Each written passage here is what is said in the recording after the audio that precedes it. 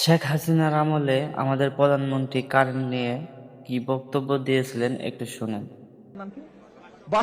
বাসাবোতে আমি কথা বলেছি, ড্যামরাতে আমি কথা বলেছি, যতগুলো জায়গায় কথা বলেছি প্রত্যেকটি জায়গা থেকে আমি শুনেছি প্রতিদিন লোডশেডিং হয়, প্রতিদিন 1.5-2 ঘন্টা করে কারেন্ট থাকে না। ঢাকায় যদি এই অবস্থা হয়, ঢাকার বাইরে কি অবস্থা সেটি আপনারা আন্দাজ করতে পারেন। ঢাকার বাইরে থেকে যেই কয়টি খবর আমি নিয়েছি, প্রত্যেকটি জেলা থেকে আমাকে বলেছে গড়ে প্রতিদিন 3-4 ঘন্টা করে মিনিমাম কারেন্ট থাকে না।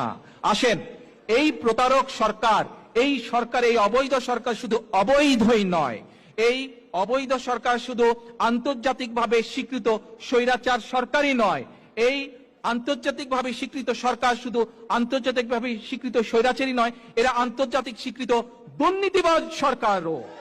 এবং সমগ্র দেশবাসীর সামনে, সমগ্র দেশবাসীর দৃষ্টিতে এরা একটি প্রতারক সরকার। এখন আমার কথা হইতেছে, এই ভিডিওটা দেখানোর উদ্দেশ্য হইল যে তখন ঢাকা শহরে 1-2 ঘন্টা কারেন্ট থাকে না বলে মনে করেন আমাদের প্রধানমন্ত্রী শেখ হাসিনার সমালোচনা করছে। তাহলে এখন আমি বলতে চাইতেছি এটাই যে ঢাকাতে তো মনে করেন যথেষ্ট পরিমাণ উন্নতি হয়েছে, মনে করেন কারেন্ট ঢাকাতে যায় না বললেই চলে।